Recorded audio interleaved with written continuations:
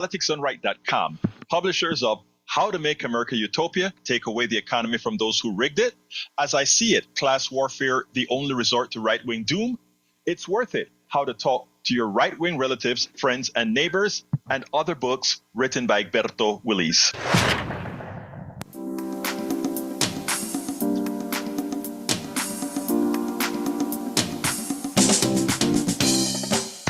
Welcome to Politics Done Right. My name is Egberto Willis, your host. Good morning, Houston. Good morning, Harris County. Good morning to the great state of Texas. Good morning to the United States of America. And of course, good morning to the entire world. We are going to have a great show for you today. Of course, we're getting to the world via the magic of the internet. And you know, sir, what's happening? Now controlled by the billionaires. But you know what, folks? We're going to make sure to take it back. You can see right now I'm a bit under the weather, but that won't stop us from having a great program. But without further ado, let's pass it back to the studio. Well, you should stop screaming in your sleep. Like, no. No, bozo, no. Yeah. Here we go again. Good morning, Egberto. It is Tuesday, the 1st of April, April Fool's Day. And I have no April Fool's jokes because we were warned about that. They said, do not have any April Fool's jokes or fool around. So there we go. And we must also mention that our programming is informational and instructional and yada, yada, yada. So there you go. Jack, what you got, man? You got a half a page of wisdom there. Yeah. Good morning, Egberto. How are you? Good morning, my dear brother. I'm doing fine as long as I try to control my volumes. I think I can get through the day. Okay, hang in there. All right. Corporate media continues to twist the truth into a narrative that does not serve the people, claiming the policies from the left are radical or dangerous. In truth, American citizens want progressive policies like Medicare for all, higher minimum wage, and abortion rights. Democrats need to go full left and reclaim what it means to be a progressive Democrat with policies that serve the citizens, not the billionaires. Not the billionaires. Well, we are seeing some pushback here with the Bernie and AOC bandwagon going on around the country. I'm waiting for him to come to Texas, so I want to get into that crowd and go, yes, you guys, tell us all about it. So, I am ready when that happens, man. Mm-hmm. You know it's going to be a big media event, that's for sure. Absolutely. So, you know, Beto and Tim Walz were in close in area. I think it was near Conroe, and actually it wasn't Conroe, but a friend of ours went to look at it, and she sent us some pictures. So we broadcast all of those so that everybody could see. People are getting engaged, even here in Texas. So it's a great thing. Anyway, We have folks, go ahead. to push back. Yeah, This what's going on is wrong. We have to push back on it. Yes. it is All right. absolutely so. Well, But anyway, Jack, let's go ahead and fade into the background and quit hijacking Egberto's show. well, you know what? Let's stop calling it Egberto Show. This is our show, and it's a people's show. That's what it really is. But anyway, folks, let me ask you something. If you saw somebody, you saw a kid on a ledge of a 5,000-meter drop, would you just mind your own business, or would you go ahead and try to do something about it? If you are watching, if you have the ability to stop an earthquake, would you stop it, or would you just let it happen because, well, you're minding your own business? I think it is time for us to look at what's happening, educate ourselves as far as what's happening, and do something about it. The first story that I want to cover today is what very few want to admit. But we had a great, from fundamentals. I'm not talking on a personal basis because there's a lot of problems with our economy. There's no doubt about that. The income disparity, the wealth disparity, the bad distribution of wealth, all of that is true. Most of the money is going to the top. But the fundamentals of the economy that was given to Donald Trump was one that could thrive. We could have made the adjustments necessary that all people would benefit, because the changes that we would have made would have meant we would have taxed the rich. Yes, because the rich have been living on our backs for eons.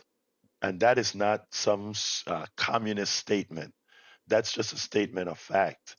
The rich has been pilfering us with a smile. They have allowed us, or not allowed us, they have conned us into supporting policies that are not good for us. And we have people now that are really fighting back, as Howard spoke about before. Bernie Sanders and AOC are doing a great job going around the country. We have a lot of neoliberal Democrats talking about, are they the best messengers? In reality, yeah, they are. And they are the best messengers because they best represent not just Democrats, they best represent the working class. And the working class is comprised of cultural Republicans, those people that have no business being Republicans, but culturally they're Republicans, and Democrats, progressive Democrats, not neoliberal Democrats, progressive Democrats. So they are the best representation of the Democratic Party to go out there and sing those messages. Now, you have to ask yourself the question, why is it that the big, except for a small coverage by, let's say, uh, uh, some of our MSNBC hosts, why is it that it's not getting the coverage that it deserves? I don't know if you remember 2009 when the Tea Party movement started. What was interesting is that the media did everything to attempt to make that movement seem bigger than it was. And let me tell you, I was an integral part of the there. There was a whole lot of Vance, who worked for who works for Obama, had a movement. Uh, it was a liberation movement that we worked on, and we would fly to DC often to work on this movement of people getting engaged. And we would go on the mall, the National Mall, and we would see all these cameras, ABC, CBS, NBC, with probably 30 or 40 Tea Partiers with your crazy hats and all of that on. And they would all have those tight shots where when you see it on TV, you'll see 10 people in a shot screaming. And to the TV audience, it looked like there was a whole lot of people. But being there in real time, there were very few people. Coffee Party, we had a big event on the mall. I think it was 2010. And, we were supposed to bring in about 6,000 people, but we got a snowstorm, and on the day of the event, it only brought in about 1,000 people. And we're on the West Mall, and we have everything set up. No media showed up for what the Coffee Party did as a count, and this particular action was a people's actions, people speaking action. Nobody showed up. I see the repetition in what we're seeing today. We get a whole lot of people out there fighting for America. My friend was out there in near Sugarland when Tim Walz and Beto O'Rourke was out there. She had over 1,000 people out there, protesting, listening. And all throughout the country, we had thousands of people protesting. And you look at your general purpose news, you don't see the amount of people that are doing it. And except for Rachel Maddow and a few others, it is almost as if it's not happening. Well, when we tell you that the media has an effect on your democracy and policy, that is what I'm talking about. If Americans don't know that Americans are fighting for their freedom, if Americans don't know that Americans are out there fighting for their Medicare, their Medicaid, their SNAP, their Social Security, and their leave of their work leave, and all. If Americans don't know that, then it has a tendency for people who are not in the know to throw their hands up and say, "Well, things are never going to change." I want to let you know that your American brothers and sisters are out there, and they are out there educating themselves about the fraud that's occurring in our national politics. And they're also out there participating in making sure that people know what's happening. Before I go to the Bernie Sanders tape, I came across a tape that I did a few years ago on single payer healthcare. And the reason I think it's appropriate to play this now again is as Congress is writing their new bill to take away your benefits from healthcare to Social Security to Medicaid, as they're out there doing that, you need to be educated about all the lies that you're going to hear. And this particular one on single payer, I think, is apropos for what's happening. So, what I'm going to do is I'm going to play this one, and then we'll come back, talk a little bit, get into the Bernie Sanders tape, and then move on from there. But here we go. Folks, we're in life-changing times now. We have a president in office that, based on what he has done and who he has appointed to do certain things, are not just destroying the nation, but putting each person's individual health, both financially and medically, at risk. We have been trying to move into a healthcare system for a long time. This battle has been going on for decades to give us a humane healthcare system, one that sort of has some similarities between Canada, the United Kingdom, France, Australia, and these other places. You know, maybe a combination of those, but pretty much a single payer system that ultimately makes more sense, takes out all of the inefficiencies of healthcare, of paying for healthcare. That's what single payer does, you know.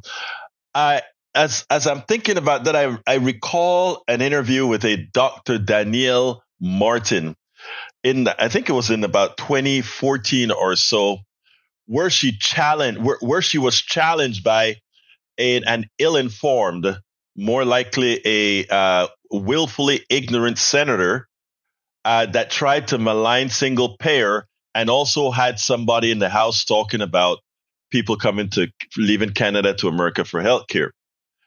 What Danielle did, Dr. Martin that is, did, was she, for all practical purposes, embarrassed the senator into showing that the Canadian system, with all its flaws, are way superior than the American system. And it is one that we could learn from, first of all, by getting rid of the private sector insurance companies for basic care. We should get rid of Medicare Advantage. We should get rid of private health care, and it should all be in effect from our general funds. But let's listen to what Dr. Danielle Martin had to say several years back. What's ironic is it still holds true today. Dr. Martin, in your testimony, you note that Canadian doctors exiting the public system for the private sector has had the effect of increasing waiting lists for patients seeking public health care. Why are doctors exiting the public system in Canada?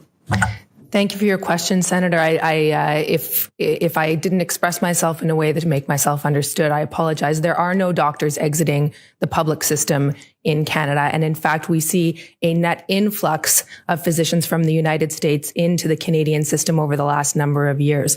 What I did say was that the solution to the wait time challenge that we have in Canada, which we do have a difficult time with waits for elective medical procedures, does not lie in moving away from our single payer system towards a multi-payer system. And that's borne out by the experience of Australia. So Australia used to have a single tier system, and in the 1990s moved to a multiple payer system where private insurance was permitted. And a very well-known study by Duckett et al. Was tracked what took place in terms of wait times in Australia as the multi-payer system was put in place. And what they found was in those areas of Australia where private insurance was being taken up and utilized, waits in the public system became longer. What do you say to an elected official who goes to Florida and not the Canadian system to have a heart valve replaced? It's actually interesting because, in fact, the people who are the pioneers of that particular surgery, which Premier Williams had, and had the best health outcomes in the world for that surgery, are in Toronto at the Peter Monk Cardiac Center, just down the street from where I work. So what I say is that sometimes people have a perception, and I believe that actually this is fueled in part by media discourse, that going to where you pay more for something, that necessarily makes it better, but it's not actually borne out by the evidence on outcomes from that cardiac surgery or any other. American people prefer their system because they know consciously they pay more. No, I think it's because they judge quality and they judge innovation. Ms. Pipes, in your testimony, you noted that more than 42,000 Canadians come to the United States each year for health care. Why is that?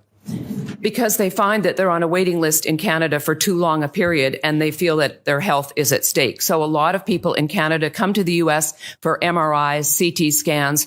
There are many examples in the media of people like Brian McCreath, who came to the U.S. because he was told by his primary care doctor that he might have a brain tumor, but the wait for an MRI was very long. He spent the $1,000, came to the U.S., paid out of pocket. You will see advertisements in Canadian newspapers for MRIs, for neurosurgery. It's a pretty fertile ground to market in. Right. Dr. Martin, in your testimony, you state that the focus should be on reducing waiting times in a way that's equitable for all.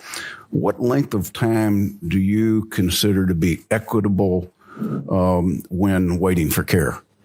Well, in fact, the Wait Time Alliance in Canada, sir, has established benchmarks across a variety of different diagnoses for what's a reasonable period to wait. And what we've found is that actually working within the single payer system, we can reorganize things. You know, I waited more than 30 minutes at the security line to get into this building today.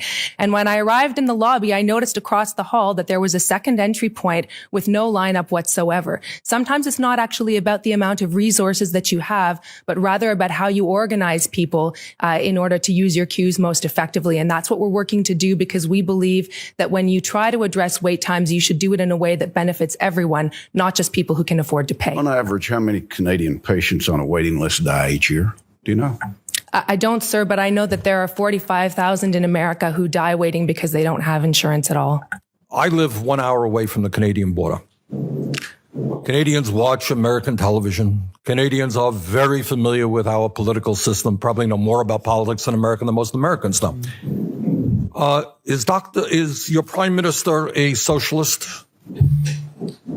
No, sir. Our Prime Minister is quite conservative. He's the leader. Conservative? Yes, indeed. So obviously, as a conservative, he wants to implement the American healthcare system that the Canadians are very aware of. I gather that was probably the first thing he did when he took power. Is that right? Not exactly. Why not? Support for single-payer Medicare in Canada goes across all political stripes. Quite famously, we had the leader of the most right-wing party in a Canadian federal debate on television hold up a sign in the middle of the debate on which he'd written in marker "No two-tier" as a means of trying to reassure the Canadian public that if elected, he would not dismantle the. In other words, system. You have a nation bordering on the United States, two nations that are probably as close together in so many respects as any two nations in the world, a conservative prime minister, and yet there is no effort to move to an American healthcare system. I would say to my colleagues, there's not a better example of maybe how people feel about two systems. They know the American system. They have a conservative prime minister.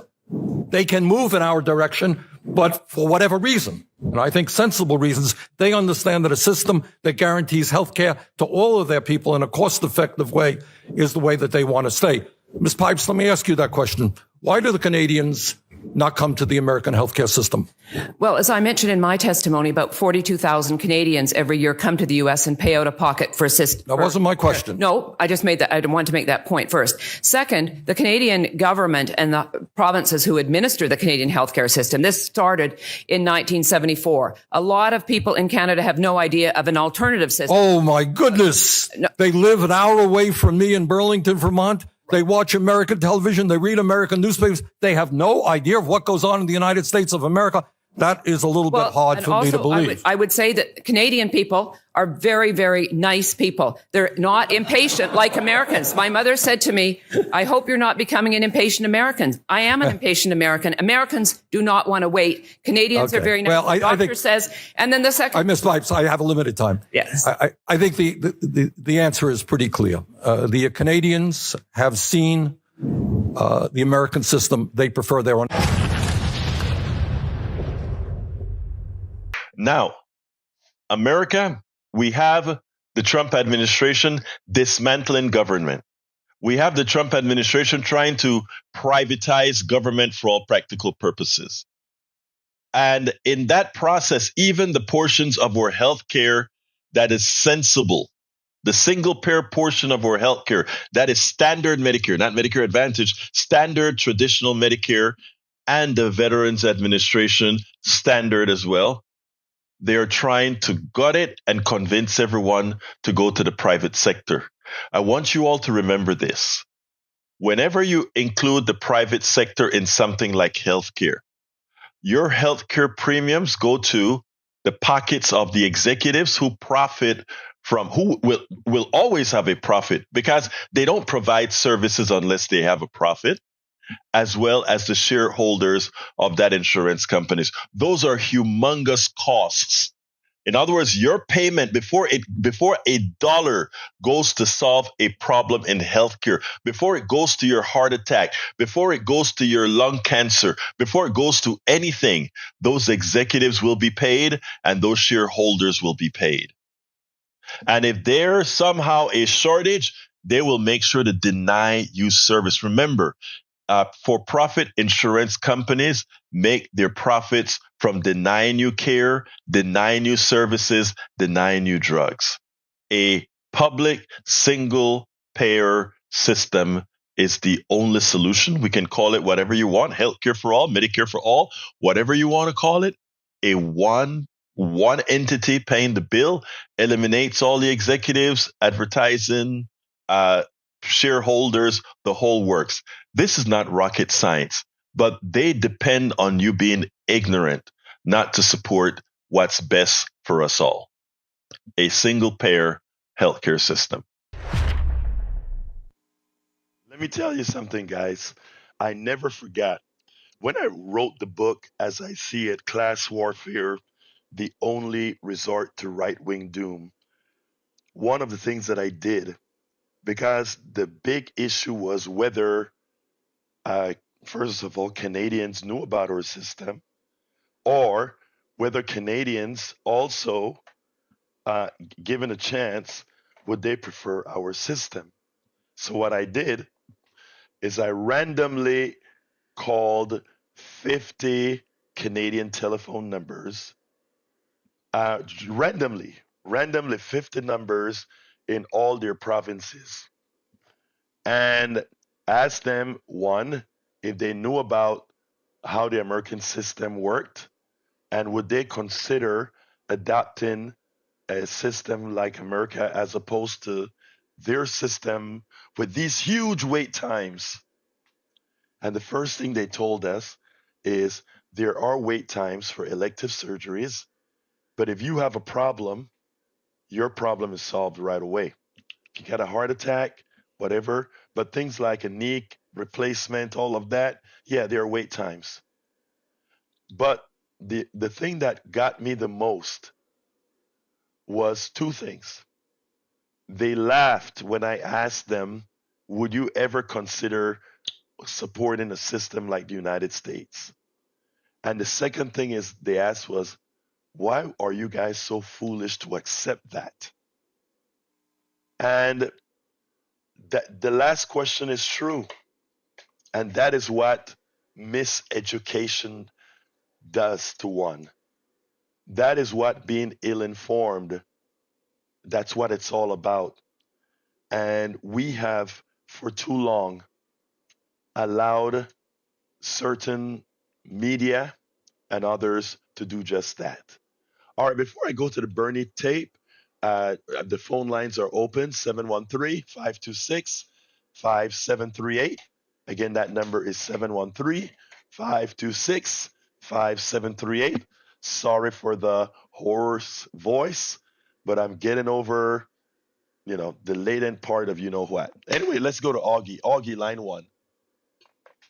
Hey man, you sound great, man. You ought to use that voice more often. But anyway, when I moved here to Houston, I lived in Katy, and I had a Canadian primary care doctor. He was the best doctor I ever had.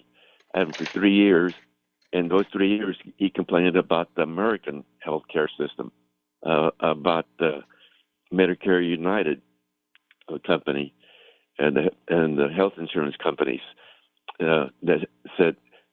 He hated working with them because they were telling him what he could and couldn't do and what he could and couldn't charge. And if people really want to know about the American healthcare system, they should have seen C-SPAN when Obamacare, the Affordable Care Act, was being discussed.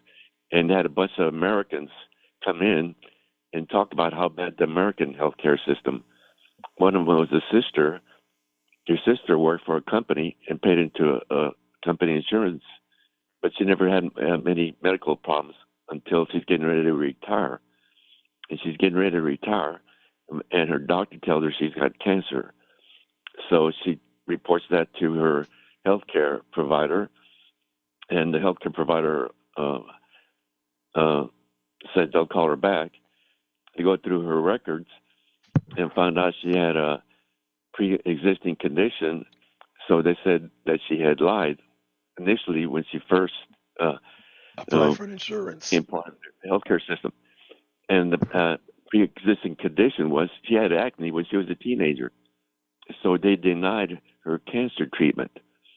But they said they would give her back her money that she had contributed for that insurance. And because she couldn't get cancer treatment here in the United States, she died. And that's why her sister came to talk about her sister dying under the American healthcare system.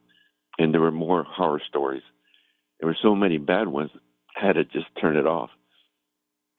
And on 60 Minutes, there was a show about an American company was paying its employees to go to South America for any big operations. They flew in first class.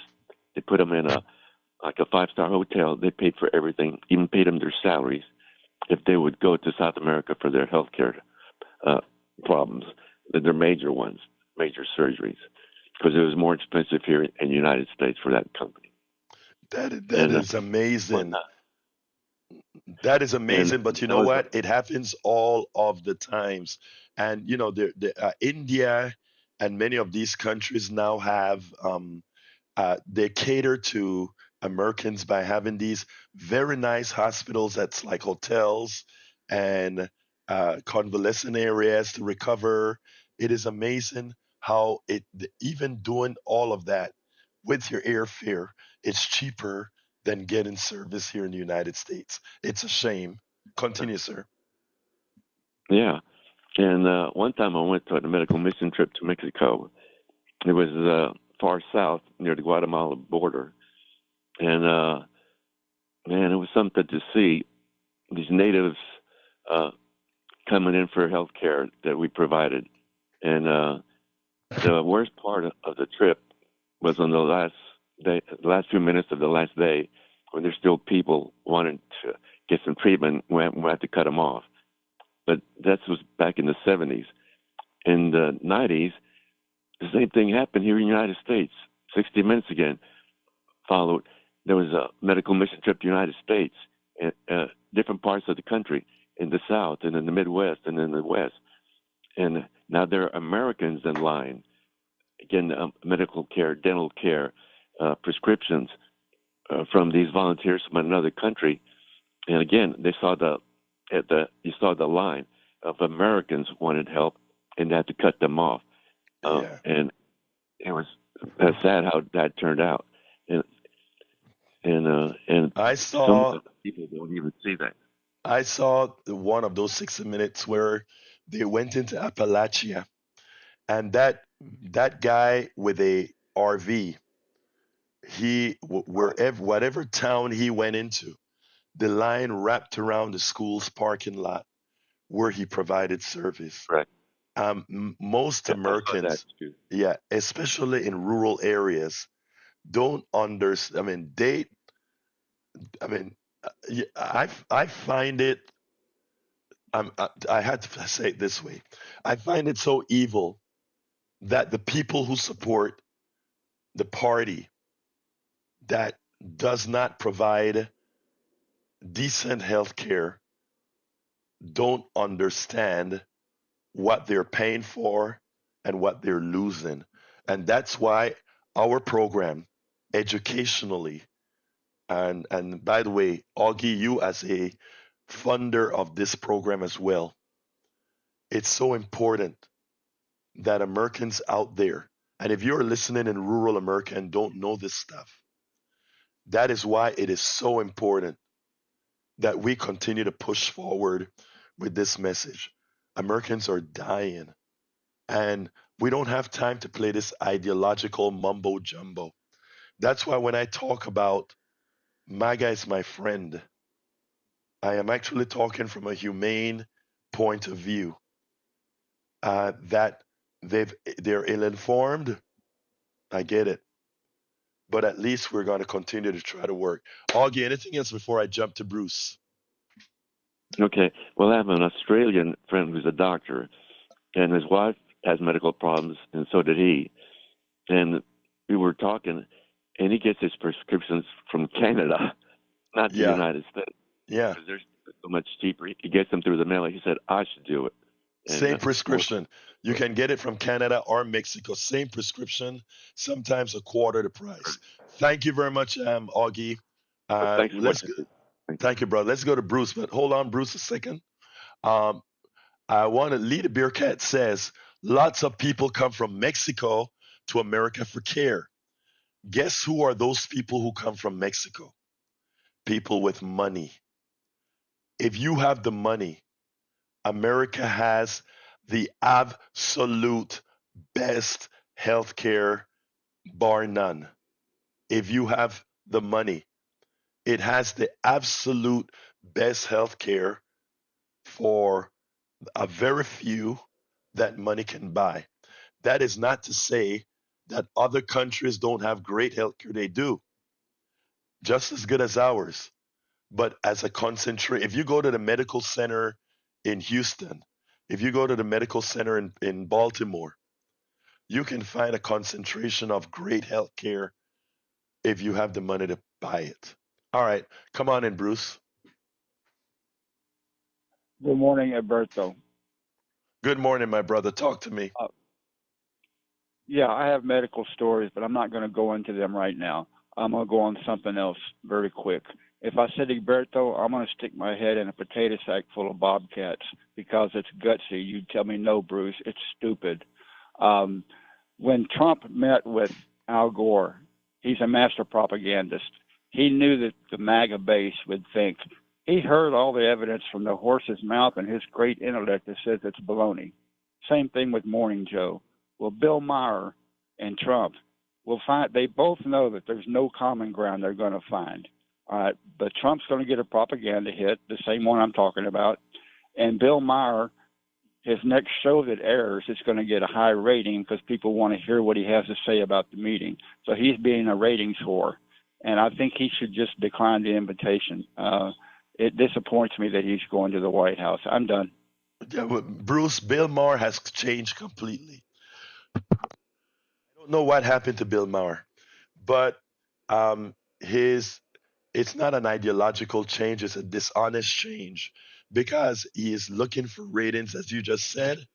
And I personally have stopped watching him because I won't be one of those Nielsen blips for him. But anyway, thank you, my brother.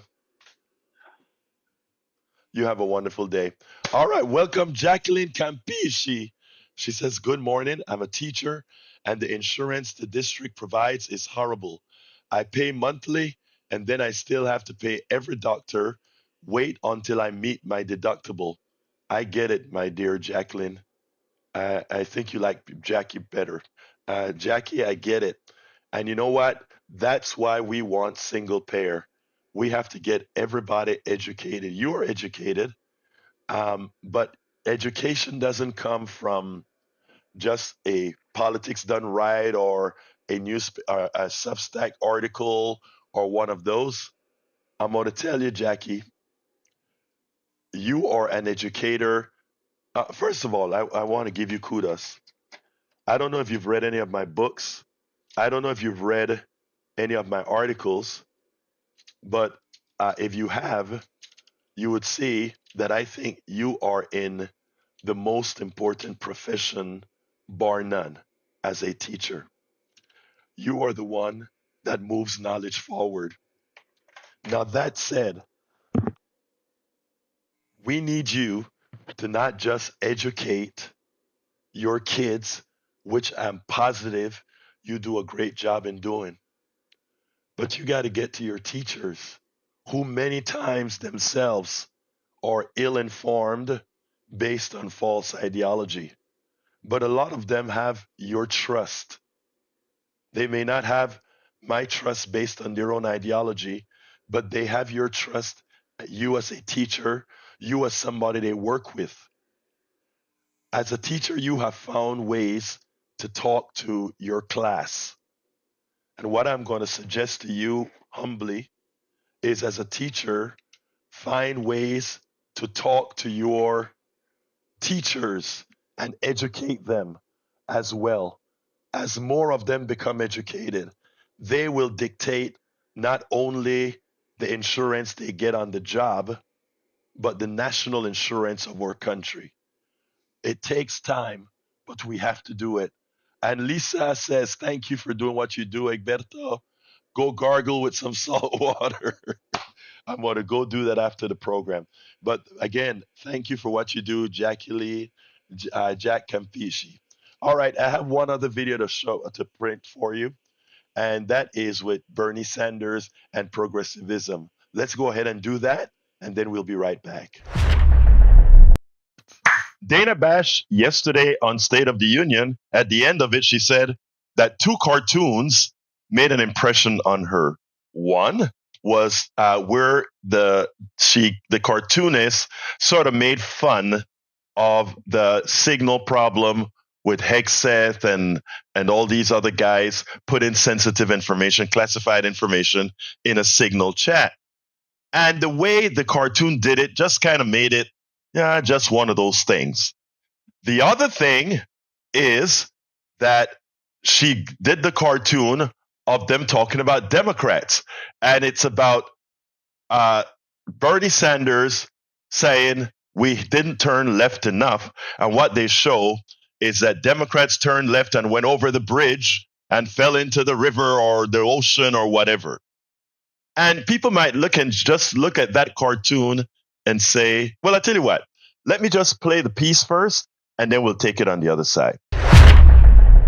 Two political cartoons that caught our eye this week. Here's a sheep among the wolves in Donald Trump's war room, courtesy of Rob Rogers.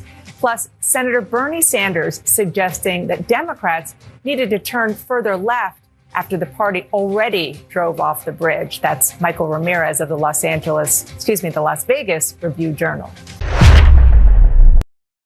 All right.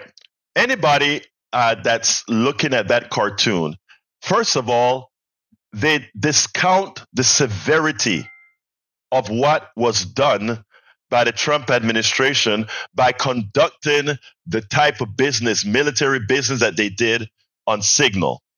Okay, it's a cartoon. They made fun of it. Understood. But Dana Bash picking it up the way she did, in contrast to the Democratic one, it left a sour taste in my mouth for this reason.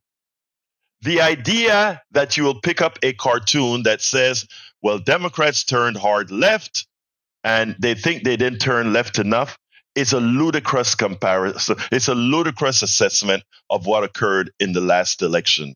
It shows a mindless disregard for reality. The truth of the matter is that Democrats never did turn anywhere leftward in this election, in many elections. I'll be honest. Biden was more leftward in his legislation than Kamala Harris actually campaigned. That's a statement of fact. The truth of the matter is, when asked what people want, the Democratic Party is not near left enough to support the American people. And when you specifically ask them what they want health care. They want good Social Security. They want all these things. They want family care. They want child care. They want to have all these things affordable. They want a minimum wage that is a living wage. They want to have good drinking water. They want all these things. You poll them, and all of these things are north of 60%. But our media is allowed to tell Americans that somehow the Democratic Party has gone too left. Too left for what? Oh, well, you guys not only talking about that, but you're also talking about trans. What's left about saying, listen to people's humanity? Don't go killing trans folk. Oh, well, they support the gay agenda. No, we support the agenda of human beings. We have allowed the right to corrupt the media via the techniques of the Powell Memo, the Heritage Foundation, the Cato Institute, and all these institutions to simulate the fallacy of what progressives specifically and Democrats in the aggregate represent. The big problem with Democrats, and this is true, and that cartoon gets it right in that one regard, they didn't turn left enough. Because what Americans need is a change that shows they will get a better part of this economy. They will be able to be true participants in an economy, true participants in their own healthcare, true participants in society, and not have to go through the pains, the aches of continuously transferring their wealth to the middle class. Tariffs, transfer of wealth to the middle class. Doge, transfer of wealth to the middle class as the government comes in, or as the private sector comes in to take over all those laid off workers. What you get? Lower paid workers, and that differential in pay goes directly to the shareholders and the corporate executives. Look, there is no doubt here, folks. That cartoon that you see there was simply placed to continue the indoctrination, to make people vote against their interest, having the false belief that Dems are too left, that progressives are too left. Look, the only Dems that are not left enough are the neoliberal Dems. But all the rest really want to get where the American people are. And you know what? By hook or crook, we're going to get there. Again, we're going to get where the American people say we're going to get. Glenn Ryan, welcome to Politics Done Right. Glenn says, and what did the Democratic Party deliver for us as far as healthcare goes? A big reward for the health insurance industry. Stop voting Dems, vote Green. Glenn wrote a paper that we are going to go over in the near term. I'm glad you brought that up because I probably should do your paper this week on Politics Done Right. I went out with Glenn for coffee, and Glenn gives me a hard time every morning that he can about realizing that that the Democratic Party is out of step with where the American people are. And he's right. And his solution is green. My solution, I think, is engagement and change. And his answer to that is, well, how long have you been trying that? My answer, too damn long. And he says, doesn't that require a change? My answer, yes. But does it mean, let's say one goes to a Green Party, he has to show me the path. And he wrote a paper, convincing paper. I don't know that the paper gave the actual path from that point on. So, like I explained to Glenn when we went out to coffee, progressives, the one thing we as progressives have to learn is whether we agree or disagree on particular issues, specific issues, we understand that progressives represent America, the reality of what America is. And those of us who are leading the progressive movement must never allow disagreements on specific issues to stop us from working together to make life better for Americans. So, Glenn Ryan, my brother from another mother on the chat right now, we'll continue to work together to make life better for us all. All right, let's bring Brian in. Brother Brian, come on in. Yeah, I'm on. All right. First off, Elon Musk is going to send 3 astronauts into space, and no one in the media is talking about it. I think it's a beautiful situation made right here in America. And second point I want to bring up is I would rather have a journalist in a chat between defense secretaries than 13 dead soldiers and $86 billion worth of military equipment left behind. I would take that meeting any day. You understand that point? Yeah, but it makes no sense, my brother. Just as well as that journalist is, let me explain why it makes no sense. That journalist doesn't have any kind of security clearance.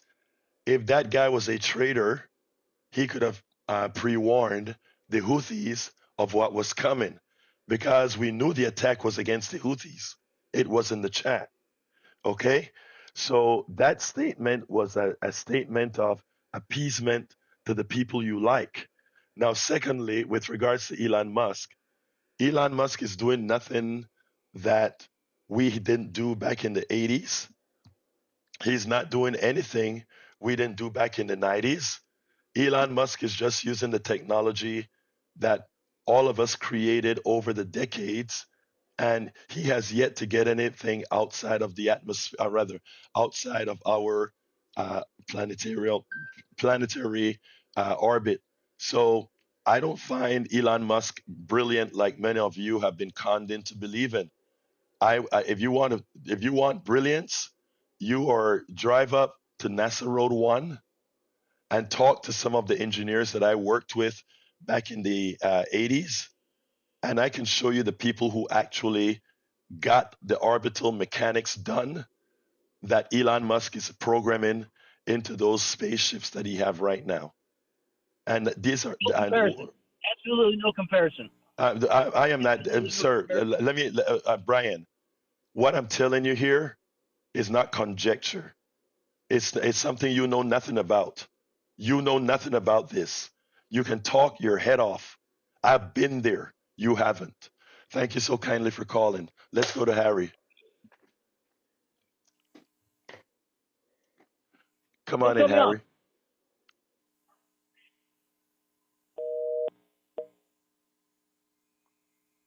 Okay, we'll get to Harry in a little bit. We're getting there. Yeah, we're getting there. We'll get there. You go, Harry. Yeah, we just pressed Harry's button. Come on in, Harry. Good morning, Roberto Willis. I know you've got that frog in your mouth. I'm praying that you'll get better soon, and your pipes will be back to the way they usually are. Anyway, you know the Jib Jab organization, the Jib Jab cartoons. Remember them? The political cartoons. Oh yeah, I love them. I love them. Yes, sir. Yes.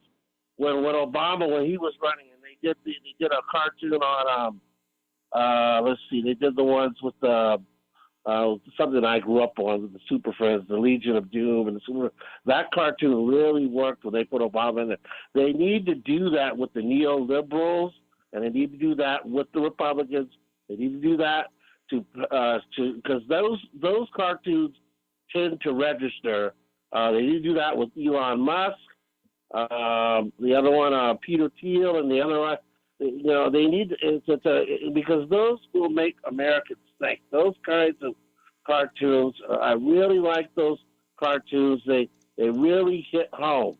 And Jib Jab needs to do those kinds of things. And Bernie Sanders and should be involved with that, and AOC and the rest of the progressive Democrats to paint what these Republicans and neoliberals really are. Those Jib Jab cartoons really hit home.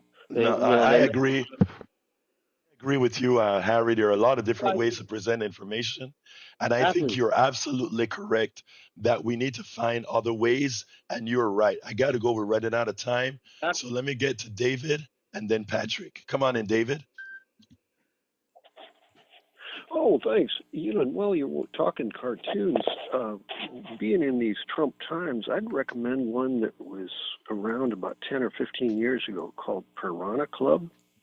It's about this fraternity of evil con artists and how they ruin the society. And there's the example I'd have specifically was a guy buys a piece of property, and then he intentionally allows the trash to build up on the front lawn and, the house to fall into, like, wreckage. And he's trying to bring down the property values in the neighborhood so he can buy it all up. And so, yeah, it just describes Trump to a T, where he's intentionally trying to ruin America's reputation so he can buy it at a discount. Say it again. You want to buy it at a discount. Yeah, exactly. It's called disaster capitalism. Oh, it's also wow. called culture capitalism. Yeah. And, hey, David, I got to go because I got 2 more calls, but no trouble. You nailed it, brother. You nailed it. Disaster capitalism. Let's go to Patrick. Patrick, give me about a minute. Okay, thank you very much. Good morning, everybody. To Brian and other people that are impressed or disappointed that we're not more excited about space, I'm disappointed that I was born into society that 93% of the people that work don't have enough money at the end of the month to cover all of their expenses, that we can't retire our people in dignity. We can't educate our people, and when somebody gets sick, we ask them how much money they have. And we're launching people into space. How can we afford to launch people into space but we can't take care of our own people? That's all I have to say. Thank you very much, Patrick. You nailed it. Thank you. Let's go to Anthony. I'll see you at 3, Patrick. Anthony, come on in. Yeah, I know we've been talking a little bit about NASA and your time there, and I was curious to find out what your opinion is about Werner von Braun. The German that actually did a whole lot with the rockets, good engineer. Why? Yeah, but you know his background, right? Nazi, yeah. Yeah. I'm not trying to stir up the hornet's nest. I just, I learned about his history and how he came about coming to the United States and how our government was behind it. And I just feel that it was probably done for the right reasons, and we needed to get the jump on the Russians in the space industry. Well, but let me just say this with Van Braun, right? It would still be. Let me just say this: America on its own had its own intellect and the ability to build these rockets. That his intellect was used as well. And by the way, that's way before my time. But again, America is a big country with a lot of smart people. Most of them never ever get in recognition, and it has a whole lot of posers who get a lot of recognition. When you see Elon Musk with his chainsaw and running around talking, you can't be developing rockets and technology when you're out there in the public eye doing that kind of crap. All the work is done by other people, other real engineers, other real scientists, other real intellects. And that isn't Elon Musk. And what we have to get away from in America is somehow looking at those with capital and thinking that is equivalent to intellect, that is equivalent to progress. It is not. Give me a closer, Anthony. You're the last call. I was just curious.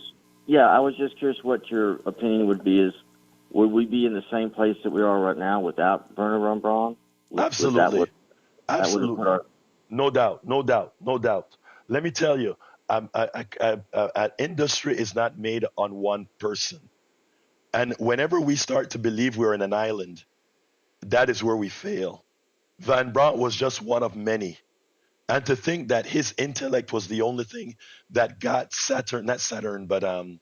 Gemini, or the one before Gemini, on all these off, would be a fool's. Yeah, it would be a fool. Mercury. It would be a fool's errand. No, we would have been in the same place, just with others stepping up, just like you would step up where somebody else hadn't. So, thank you very much, Anthony, for your commentary. Okay. Okay. Thank you. All right. Anyway, folks, sorry for the voice. I'm going to go gargle as Lisa told me to do. You can get the rest of the program at politicsdoneright.com slash newsletter. You can talk to me directly at kpft at politicsdoneright.com. I'm going to throw it to the studio real quick and then come back. Oh, nothing here. Go ahead and take it home. All right, folks. Thank you so kindly. Love you all.